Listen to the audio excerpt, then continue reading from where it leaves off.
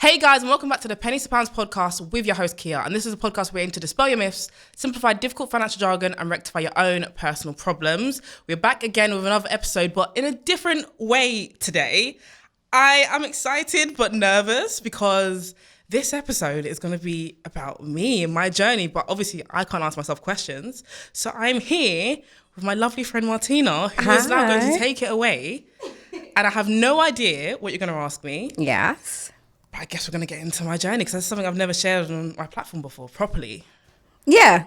So I guess we'll start at the very beginning. Yeah. You put a story up, I think it was maybe last week. Yes. Somebody messaged you and they wanted to know, like, okay, we really appreciate you interviewing other people, but we haven't really had a chance to hear about your story.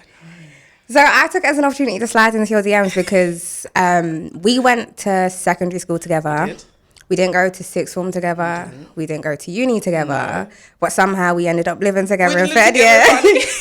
So I just thought like this was kind of like, if anyone was going to help you in this kind of, there are quite a few people that could do it. But I was just like, why not? Appreciate you. So let's take it back to the very, very beginning. Okay. So I think you were probably around 14, 15. Okay. And you had a blog. Yes. So right? But before we talk about the blog, let's talk about the things that happened before that, because I know that in our school, we went to an all-girls school and not many people were doing that stuff, right? People weren't really writing blogs. People weren't really on the internet. We were watching that stuff, but we weren't creating it. Yeah. We were shotting in the shed, you know? And I was buying from you. Yeah, I was selling in school. Yeah. So what was it that you were selling and how did we get there? So I was selling cookies and donuts. Wait, I started off with cookies. Then I added on donuts. So I was selling like cookies or donuts. What made you think you could add on donuts? Do you know what it was? Okay, so I've told this story on like one of the podcasts, but what it was, I was in year 7, so we'd been there for like 2 weeks, right? Yeah. And I'd seen like the year 9s come into our playground. So obviously we were separated, year 7 and 8, separate playground. And I seen them come and they were selling cookies. And I said, this is interesting. Now, I went up to the girl and I said, how much are you selling it for? 50p. Went to Sainsbury's on my way home and saw it was selling for £1 for 5. So she's selling 50p for 1. And I remember I went home to my dad and my mum, sat them down. You know that Dragon's Den? So I got a proposition for you guys, yeah? I need a £5 investment because this is what I'm going to do. This house is going to work.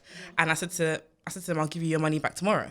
Like, give me £5 today and you'll have it back tomorrow. That's how confident I was in selling it.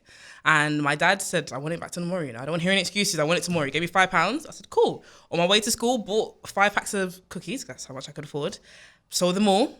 So I made £25 revenue. Okay. Gave my dad back his £5. Had £20 profit. Used £5 from that to carry on. And that's how I started. And that was me for the whole of secondary school. How did you do that maths? What made you decide that, okay, I'm going to sell each cookie for what? I think £1? 50p. I picked 50p because that's what everyone else was doing. And I said, you know, when you actually do the maths on it, that's like £20 a day that I'm making. And that is such good money if I do 5 packs every day. So I started off with that. And then I realised that there were quite a few girls. And I think I was the only one in year 7 at the time selling.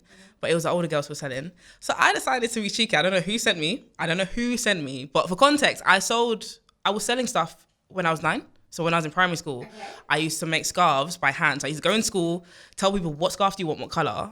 On my way home, my mum would take me to the shop. We'd buy the wool. And like after I'd done my homework, I'd make the scarf and I'd bring it in the next day. So I was making money. So I was used to selling stuff and doing like this kind of maths. So now I'm in year 7 and I realised these girls, I said, why would someone come to me and not them? Like, what is it? Like, there's nothing that differentiates me. So I lowered my price to 40p. Okay. So I made less profit, but people stopped going to the year 9 girls and were coming to me because it's cheaper. Then the year 9 girls caught on. They lowered theirs 40p.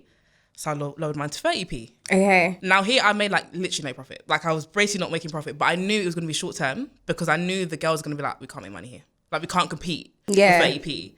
And I was right. So they stopped selling. So I raised it right back to 50p and I carried on and I made my money. Because I was actually going to ask you, I work in social and a lot of people worry about coming into like being the next Lash Tech or being the next anything because the market is too saturated. You're in a place where you're comfortable coming in at 50p knowing that everyone else is doing that too. At what point did you realize that like actually like, I have to lower my prices? Within the first week or two of doing it, because people from my year group were buying it, but the amount I wanted to shift, I was like, I can't just rely on our year group. Not everyone likes cookies. Not everyone's interested in buying, at lunchtime or break time. So I realized, I said, do you know what? Why would they come for me? And the year nines are scary. The year nines used to go up to the girls and say, buy from me. So the girls would honestly, I was giving up my 50p because why wouldn't you? Yeah, exactly. So I was like, no, I've got to actually separate myself. And I knew it would work out. Well, I had nothing to go by. I had nothing to judge it on. But I said, you know what? 40p, no harm done. Let's talk about the whole, like, you had nothing to go by, but you still done it. Yeah. You essentially took a risk. Yeah. I think earlier I asked you, why did you think that you could, like, add on donuts? And I asked that because I think there's a level of audacity that you had and still have. And I don't say that in, like, a bad way, because I think having audacity is something that we all need, because if you don't have it, sometimes you're not going to get the opportunities that you want. Is that something that you've kind of always had, like, from young? Because I think for as long as I've known you, like, you've always been the person to be like, you know what, like, let's just go. So yeah, like, is that something that you've always had from when you were young? Yeah, because I just think, why not? If something doesn't work out, what's the worst that can happen to me? I always calculate, what's the worst that's going to happen if this doesn't pan out? So when I added on donuts, for this example, that was actually my mum's idea. So my mum was very like, oh, my daughter's making loads of money. She's like, home, personal bank at home. Yeah, my mum, she wasn't supportive. I was her bank at home. When she couldn't bother to go to the high street, she'd borrow from me and then give it back to me the next day because the money's at home. Okay, right? Yeah. But again, she was very proud of me. Obviously, you weren't meant to do it, but she said, yeah, she was there. She's like, you're making your money, do your thing. And it was because she told me, because at the time Iceland was selling donuts and they were selling a pack of 20 frozen for £1, right? So this is something I've never touched on. But what we used to do, so cookies, always there. 5 packs was like my standard. Then we brought in donuts. So my mum, every single morning, like as in the night before, so I've gone to bed, she's taken out my donuts and defrosted them for me, right? In the morning now, we've bagged them. So I'd sell them, what would I do? I'd do 30p for one or 50p for two. So we bagged them, I think we did the maths, we did something like, I don't know the exact numbers now, but like we do like 6 bags of one and then 5 bags of duos, right? Something like that. Yeah, we do whatever the maths is, something like that. And then obviously when I started selling, I realised that duos were going more because 50p, people are like, it's only 20p more and I get 2. So we'd bag more duos than singles. But yeah, that's what she did every single day. And I had no idea if people wanted donuts. And it wasn't the standard Sainsbury's donuts. It was different ones that were smaller. Mm-hmm. I was like, I'm kind of taking a risk here. I don't know. But I said, what's the worst? Like, what do I lose? If it doesn't sell, I come back with donuts and I've lost a couple of pounds, right? Am I going to die from it? No. Is it going to hurt me? No. So I said, why not? And then it worked out. So that's what I incorporated. So I was selling cookies and donuts. And as we got along, I had helpers. So I had helpers selling cookies. I was selling donuts. So I had 4 people running around for me. Okay. I was making so much money. I was like a drug lord with cookies and donuts. I'm not even joking. I'm not even joking. I literally had minions running around. I was making so much money. I can't even believe it. Would you say that you took that same approach to your blog? So when you started Divina Sata, the natural hair blog, talking all things natural hair, you showing us how to do the latest styles, the latest products, all of that stuff, latest natural hair events. Yeah. Did you take that approach too? I think that one was, I was into my natural hair. So that was a big part of me. And I think I was kind of like, yeah, why not? Yeah, same thing, like, what's the worst that can happen? People don't read it. Okay, that's fine. Mm-hmm. I'm not going to be upset. Yeah. I'll just figure out something else that is going to work. Yeah. But equally, if it does work, brilliant. And now I've done this and I can carry on. And I just feel like there's so many things that we try in life and you never know what's going to work unless you do it. Absolutely. Because I've done stuff and maybe it didn't pan out the way I wanted it or it didn't. Like things just didn't go the way I wanted it to. And I'm like, okay, that's fine. And you always take lessons from everything, whether it works or it doesn't work. Yeah. But then it helps me to move on to the next thing. And I definitely think all of the things now that we're going to touch on has helped me to be where I am because I've learned so many different things along the way. So yeah, with the blog, I was like, why not? We were talking about this in the lift with the lady that helped us get up here, but you have kind of evolved into like the face of like finance. Yeah. But you're not necessarily, I guess, the most people person in general. Like that's not like if Key was in her comfort zone, like Key is quite to herself. Yeah. Did you feel like obviously you've now created this blog about like natural hair? Did you feel like you had to become natural hair? Yeah. Yeah. I think for about a year and a half, I didn't have braids. I love braids. Obviously, I've got them on now. But I didn't have braids because I felt like I had to uphold a certain image. And I think that is still reflective to where I am today, where I feel like people have this perception of me that I must maintain. So I felt like I had to be natural hair. If I'm out at events, I've got to be a certain way because this is what people expect from me, as opposed to being me. Because I think the side that people see of me outside versus what my friends see, it's two different people. Just to touch on what you've just said, because I know I do want to go to the past, because people want to know what's happened before they kind of found out who IKEA was, because that's who everyone knew you as before you actually told people that your name was Kia Commodore. Like, it was, you would get emails like, hey IKEA, like, and I remember we'd be in my nan's living room, and we'd just be like, no one knew my name. I was either K or IKEA. Yeah. So what made you like do that? Because I remember people would call you K because you had K colors, the hair stuff, and you were also on YouTube beforehand, just doing like general lifestyle, university, hair, all of that beauty stuff. What made you then decide, okay, I'm ready to come out as Kia Commodore, but also like I'm ready to be this thing that like I know that isn't not necessarily not you, because it is you, and it's not that you're putting on a front, you're just being more social and more like present on the internet than maybe you'd prefer to be? Oh, I would say for me, putting my full name online was, do you know what it was? I don't know if you had this growing up, but I feel like my parents were a bit extreme. So I basically wasn't allowed a Facebook growing up because they were scared that strangers would find me and they're going to find out where I live and kidnap me and they'll never see me again, right? So they said, don't ever put your full name online, they'll find you. And I had a secret Facebook account. My parents found it and I was exiled for so long. So if you find my old Facebook account, I'm not telling you, but it's another name. It literally stops at year 8 because that's when I got found out and never carried on, genuinely. Literally, you can see exactly where it stopped because that's when my parents found out. So what did you do in university when everyone was adding each other on Facebook? I wasn't part of it. So how did you avoid that conversation? Like when your teachers were asking you, hey, Kia, I just don't use it. But really, truly, my parents. But Kia, we need it for. Okay. Here's my email. I don't have Facebook. Literally, my parents stopped me in year 8 and that was it. So I feel like, obviously, as I had the other social media channels as I grew up, I never used my real name. So IKEA obviously was my @ name. And then I think it was some people from school started calling me K. Personally, for anyone watching, I'm going to say this to the camera. For anyone watching, I'm not a fan of nicknames. I'm not. I never have been. I'm going to be honest. My name is 3 letters long. And I never understand because nicknames are always longer than my name. It's true. And I never like it. And K is also 3 letters. So that's why I tolerate. It was the only one I could tolerate. I didn't necessarily like it, but I tolerated it. And then when everything blew up, because obviously I didn't plan things to blow up, it was like, my tweets now blown up. People now, yeah, have you seen that K girl? It was like I couldn't control. I'm trying to tell people my real name and everyone's ignoring it.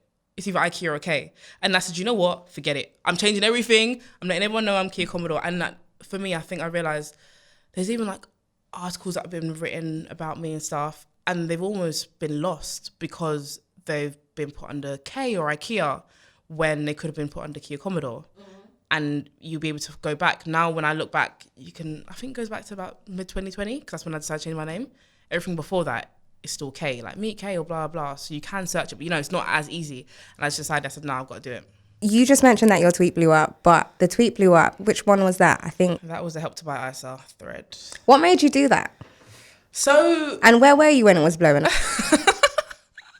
So I did this because a friend of ours, who's a couple of years above us, so the Help to Buy ISA was everywhere. Get it before it closes, blah, blah. I was seeing people online saying, my parents told me to open one, put £1 in there. What does this even mean? I'm just doing it because they told me to. No one understood it. Yeah. So I said, because I used to do obviously money saving videos, I think the year prior, but I stopped doing them. And then I think the mutual friend reached out and said, Kia, would you be able to do like something on your Instagram stories? Because at the time that was my bigger following. I said, yeah, no, I can.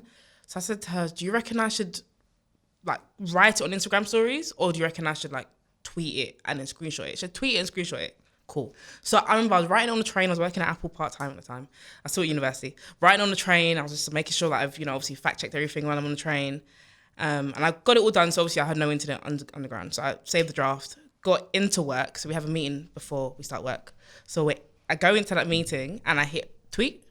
And I thought I'd tweet it. When I have my lunch break, I will screenshot it and put it in my story. So that's what I did. And we weren't allowed phones on the shop floor because I was working on the shop floor. So I was like, cool. Come back to my phone now thinking, oh yeah, let me put up my stories now. And at this time, like, I don't have notifications on my phone anymore. Like, I don't see any notifications for any social media, but at the time I had notifications. And my phone wouldn't work because every time I'm trying to, it's just, I was like, what's going on? I had like 700 followers. And then when my phone finally unlocked, I had 5,000. I said, sorry. Do you not remember? I was like counting that. I read screenshot and I just be like, hey, get I was like, what has happened? Because so many people like you messaging saying, have you seen your tweet? I said, sorry, I was working. I had missed calls that said, guys, I was working. I have a job. And I was just like, oh my gosh, because I didn't expect it. And I came back to, well, at that time I had 100 DMs and I said, oh my gosh. So I didn't know what to do. So I left my phone again, just got scared. Came back after another 4 hours when I was done with my shift. I had 400 DMs. And I think it had something like 10K retweets. And I said, oh my gosh, I don't know what I'm doing now. I had no clue because I didn't prep for this. I didn't, it's not something that I said, yeah, this is going to be the one that bangs. And yeah, it wasn't that. I literally was meant to screenshot it to put on my Instagram story. So when it did numbers, I said, okay, I don't know what to say. And people were sending it to your younger brother, younger sister, open this, look at this thread. And I was just so overwhelmed. I didn't know what I was going to do. But I knew that I had to make it something. That's one thing I knew. And I remember telling people at work, telling everyone around me, I'm going to make it something. And people just say like, it's just a tweet. I said, no, I can see I'm going to make it something. I'm not going to let this hype die down. Yeah. And then from there, what happened next? From there, I replied to everyone. Don't know how the hell. How do you reply to 400 DMs? That was a job in itself. I promise you, I clocked out to clock in to my job of answering DMs that evening. Did you create a copy of any? Did you draft a message and copy and paste? No, because I was all new to this. Now I would do that. Okay. I literally replied to every single person. I read every single message and I replied to every single person, typing it all out. How did that make you feel? Because I remember we would have conversations beforehand about, obviously we wanted to be influencers. We wanted to become proper lifestyle and business creators because we knew that like you said before, you were still creating money videos. You knew it was something that you wanted to do, but you also kind of wanted to go on the lifestyle fashion side. You wanted to do that, but you kind of felt like we were asking for things that we didn't feel like we were completely ready for. So we were okay with being where we were, but we knew we wanted more. Yeah. You were literally in a position where you were given something that was kind of not completely on the other side of the spectrum. Yeah. But it was kind of different to what you were doing, more intense, and at 10 times what you were ready for. 100%. What was going through your mind?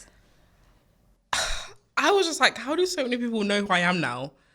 I was getting messages of people who were going into banks and showing my tweet and saying, I want to open this. I don't even know what, this is what I want to open up. And then I had people who worked at banks saying that, we've had about 50 people come in with your tweet. We're trying to find you. So I'm DMing you to say, thank you so much. You've helped so many young people. And all of that is just overwhelming.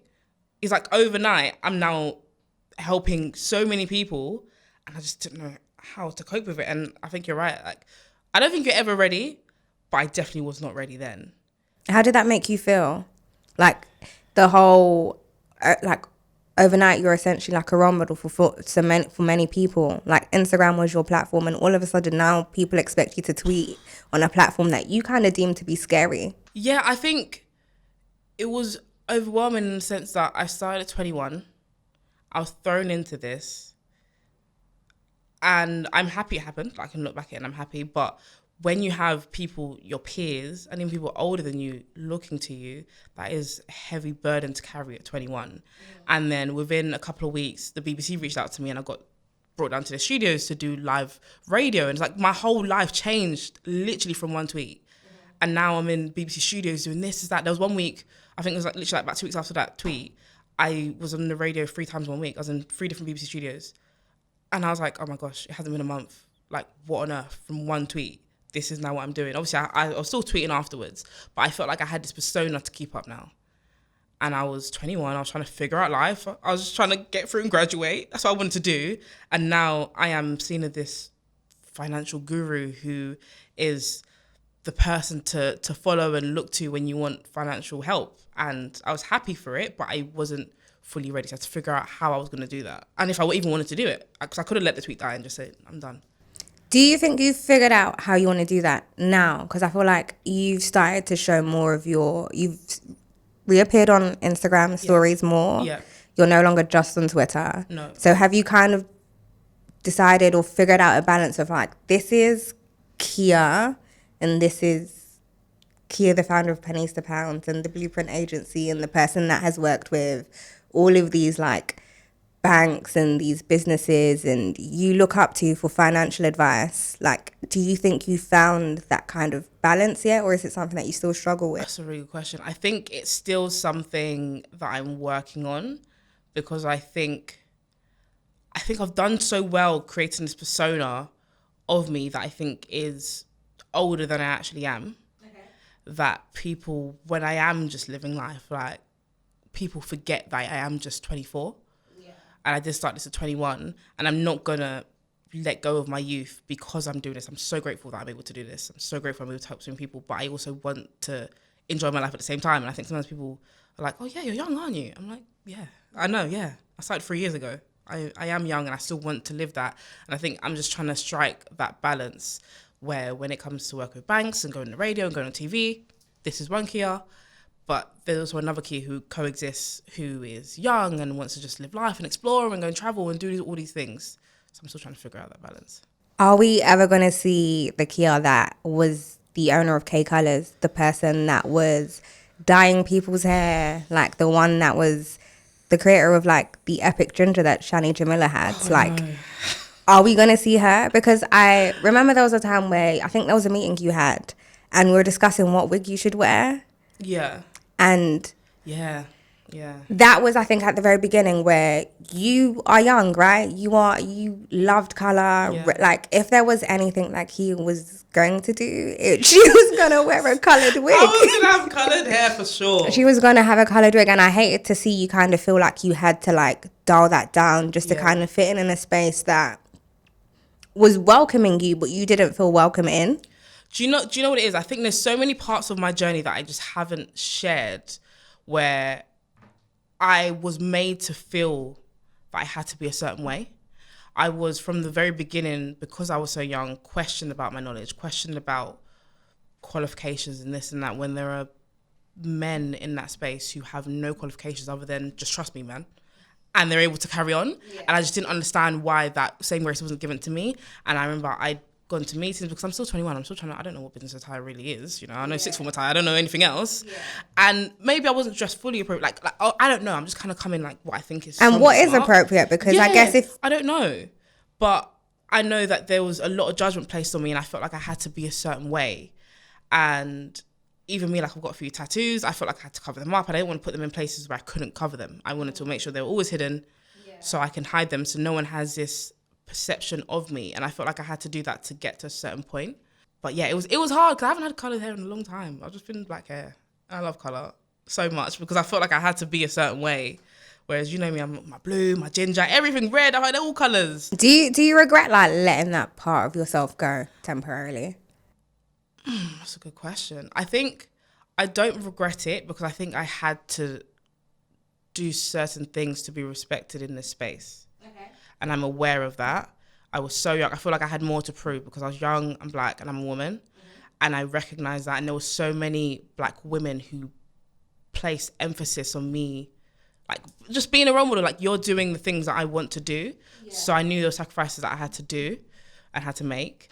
But I think now I'm kind of coming into myself and I'm like, no, I'm going to be myself. It's still the same information I'm telling, same information I'm giving.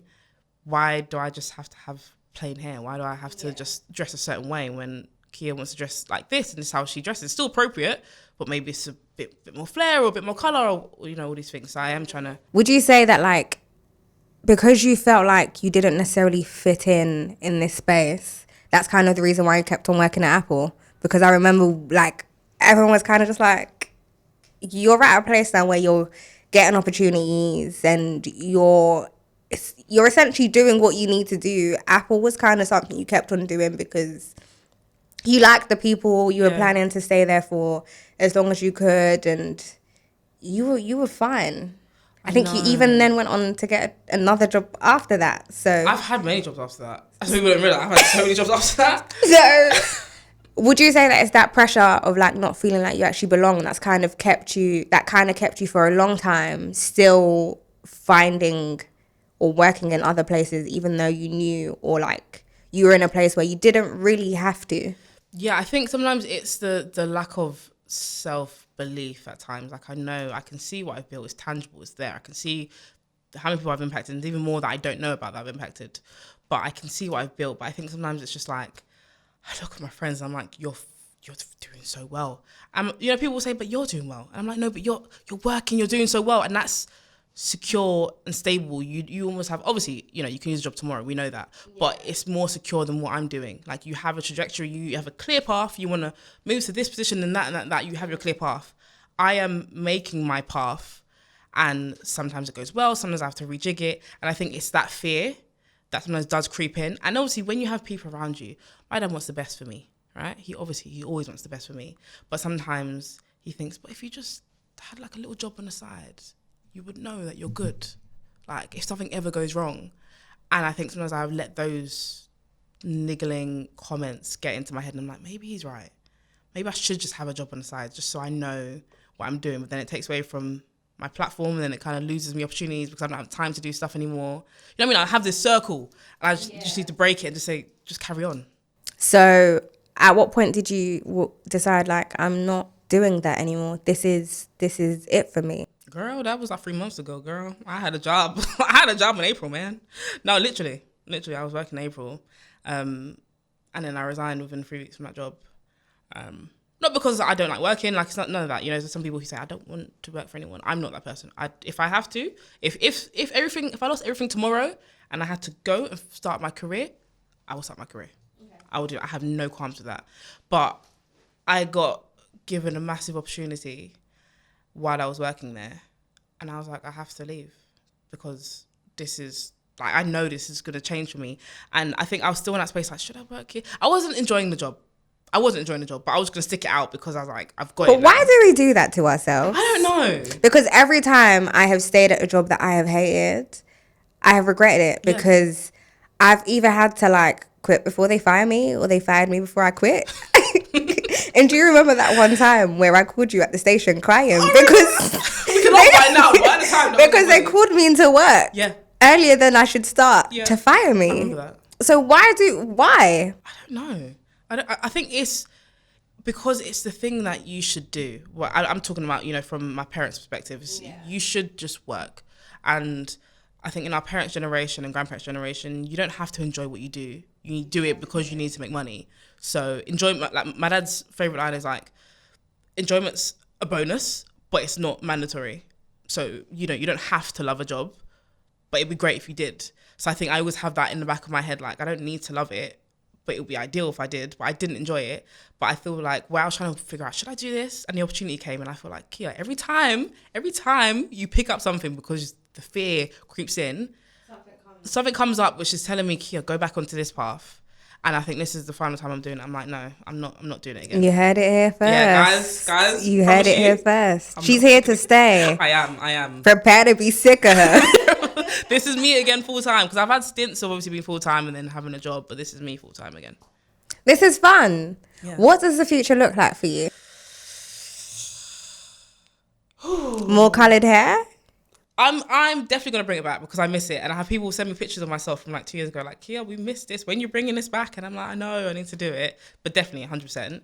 I think in terms of Kia, like I've loved this interview because I feel like people now get to see a different side to me. This has been fun. It's been really fun because do you know what? I met someone recently, and I'm quite an outgoing person, right? Mm-hmm.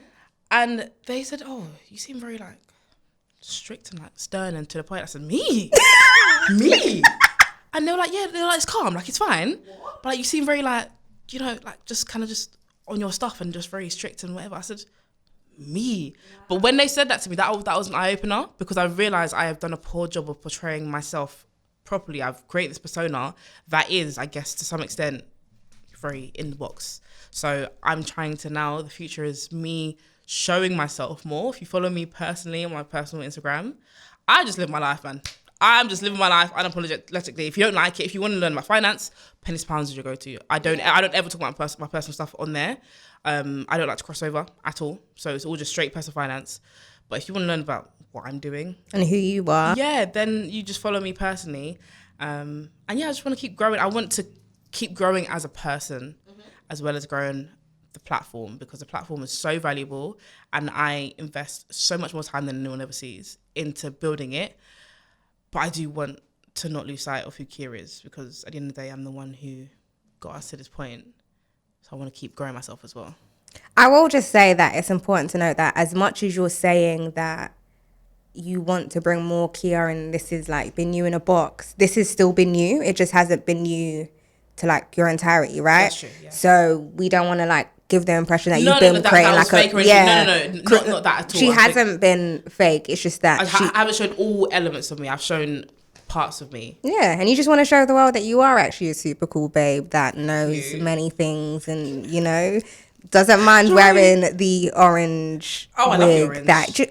The orange is great. But so is the blue. But the blue is good as well. I'm excited for you. It's been quite fun to like watch. And like see you just kind of blossom and do all of these things. Like we obviously like you've done loads of stuff. Like we can't even talk about everything that you have done since starting. But honestly, like you should be so proud of yourself if you aren't. Thank you guys. Thank you. No, honestly, no, you're gonna make me cry off camera. Well, yeah, thank you for having me. Thank you so much. This is your podcast episode, so do you want to sign off or just say anything? Well, it's been me, Martina Jordine. If you want to find me, I guess you can find me at, what is my socials? MGORTEEN on everything, because it's just easier for everyone. Like, if it's not the same on everything, change it now. I know, but I feel like that was coming for me, guys. We need to start a petition. The underscore in my Twitter needs to go. Yeah? I said it before, but I was calm about it. Now, the energy's coming. The underscore needs to go, because everything else is IKEA, but Twitter's IKEA underscore. This has been the Pennies to Pounds podcast with Kia Commodore and Martina Jordine. See you in the next episode. Bye, guys. Bye.